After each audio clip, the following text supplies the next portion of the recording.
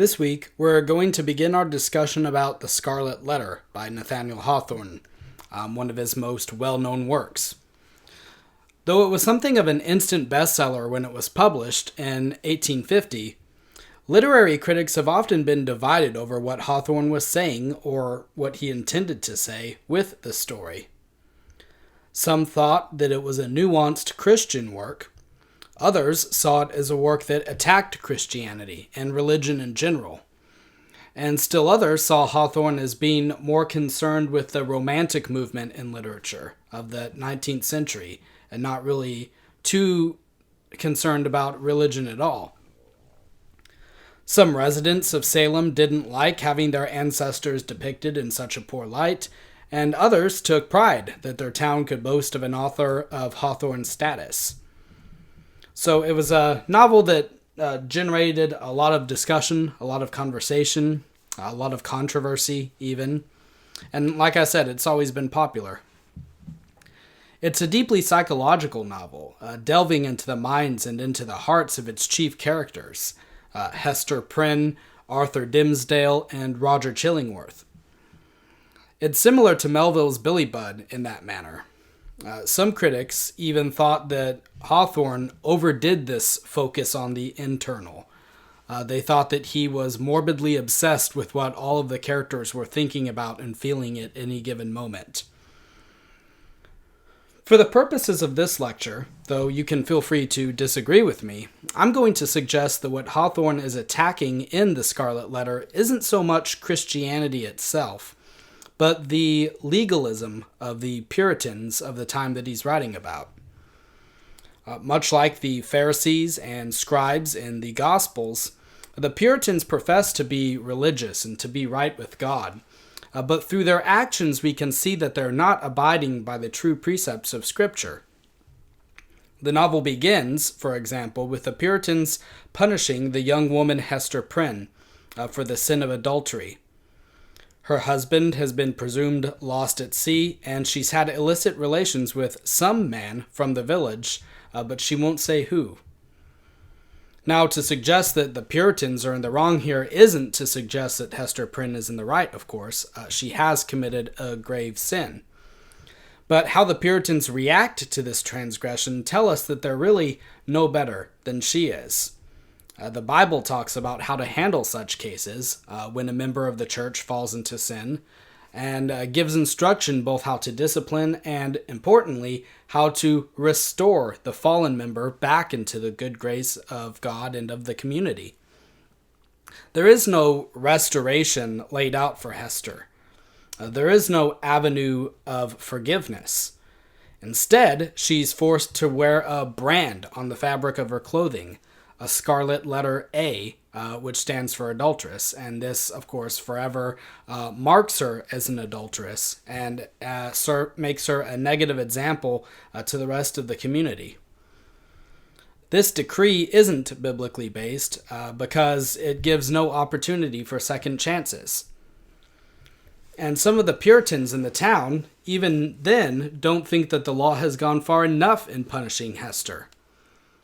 One of the women in the crowd thinks that Hester should have been branded with the letter on her forehead with a hot iron, which is positively barbaric. So they're completely merciless. And Hawthorne gives us a sketch of what the Puritans are like at the start of chapter 2. And I think it's worth reading here. He says, amongst any other population, or at a later period in the history of New England, the grim rigidity that petrified the bearded physiognomies of these good people would have augured some awful business in hand. It could have betokened nothing short of the anticipated execution of some noted culprit, on whom the sentence of a legal tribunal had but confirmed the verdict of public sentiment. But, in that early severity of the Puritan character, an inference of this kind could not be so indubitably drawn. It might be that a sluggish bondservant or an undutiful child whom his parents had given over to the civil authority was to be corrected at the whipping post. It might be that an antinomian, a Quaker, or other heterodox religionist was to be scourged out of the town. or an idle and vagrant Indian, whom the white man's firewater had made riotous about the streets, was to be driven with stripes into the shadows of the forest. It might be, too, that a witch, like old Mistress Hibbins, the bitter-tempered widow of the magistrate, was to die upon the gallows. In either case, there was very much the same solemnity of demeanor on the part of the spectators, as befitted a people amongst whom religion and law were almost identical, and in whose character both were so thoroughly interfused that the mildest and the severest acts of public discipline were alike made venerable and awful. So, this is clearly not a place that someone would want to live in. The law essentially has no bounds here. Minor sins and even differences of opinion are punished as if they were crimes just as severe as robbery and murder. So Hester Prynne probably is fortunate that her punishment wasn't more severe than this, although it is severe enough. And that's because it's a dehumanizing punishment. She's transformed from being a human being into a symbol that serves for the benefit of others at the expense of herself. And what do I mean by that? Well, a little bit later on, near the start of chapter 5, we read this.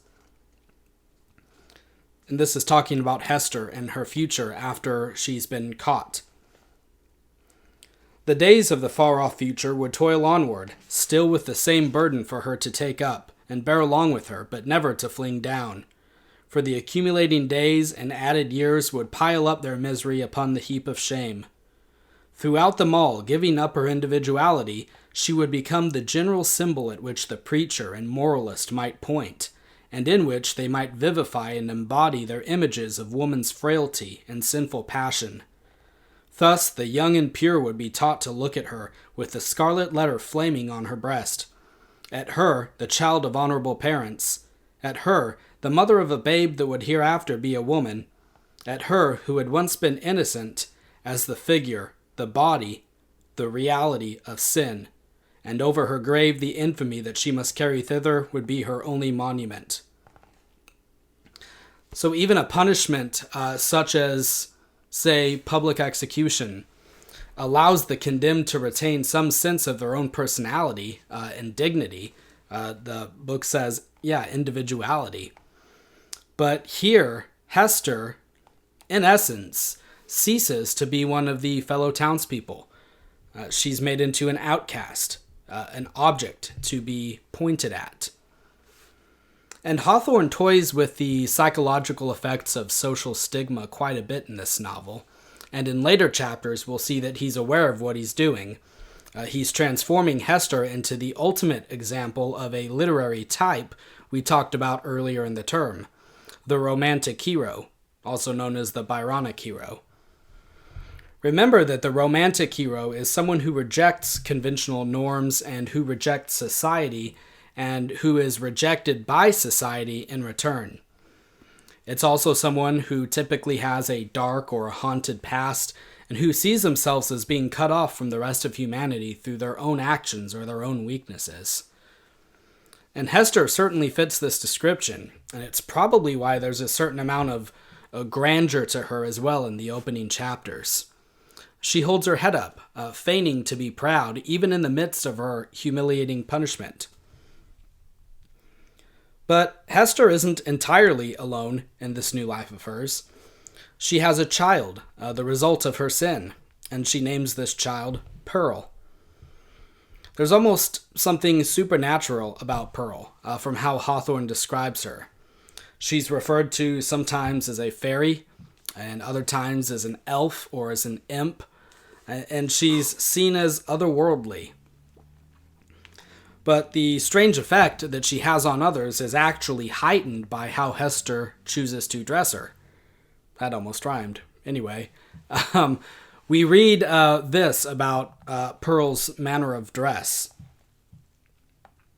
Her mother, in contriving the child's garb, had allowed the gorgeous tendencies of her imagination their full play, arraying her in a crimson velvet tunic of a peculiar cut, abundantly embroidered with fantasies and flourishes of gold thread. So much strength of coloring, which must have given a wan and pallid aspect to cheeks of a fainter bloom, was admirably adapted to Pearl's beauty, and made her the very brightest little jet of flame that ever danced upon the earth. But it was a remarkable attribute of this garb, and, indeed, of the child's whole appearance, that it irresistibly and inevitably reminded the beholder of the token which Hester Prynne was doomed to wear upon her bosom. It was the scarlet letter in another form, the scarlet letter endowed with life.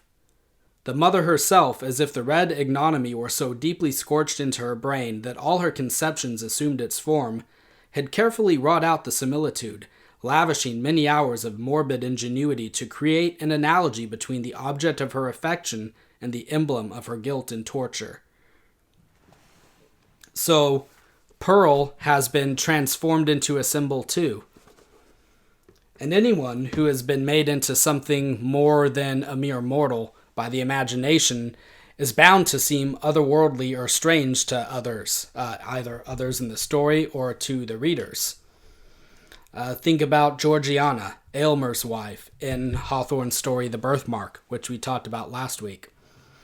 We talked about her as a couple of things, as an illustration of the imperfection of man, as the very best that nature could produce.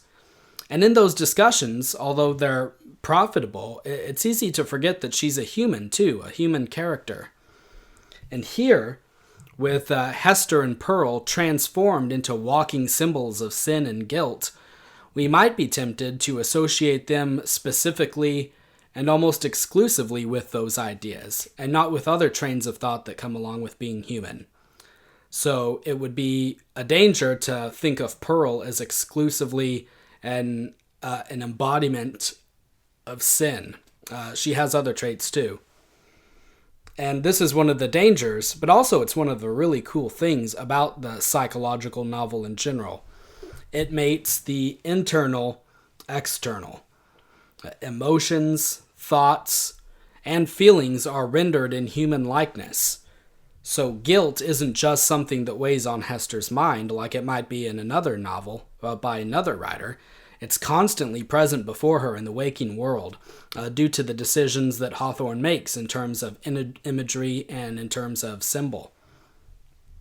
So as we continue reading the story, think about how Hawthorne brings out the internal feelings and the internal struggles into an external reality.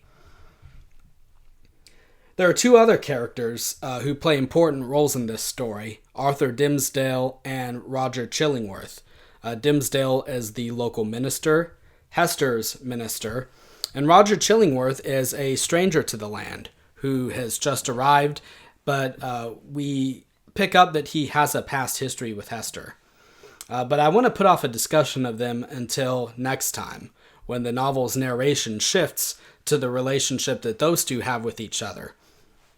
An attentive reader can probably already guess who they are and why they're important in relation to Hester and to Pearl. But again, we'll save that for next time. So, for then, read the next 8 chapters, chapter 9 to chapter 16, and we'll talk about those then. Thanks.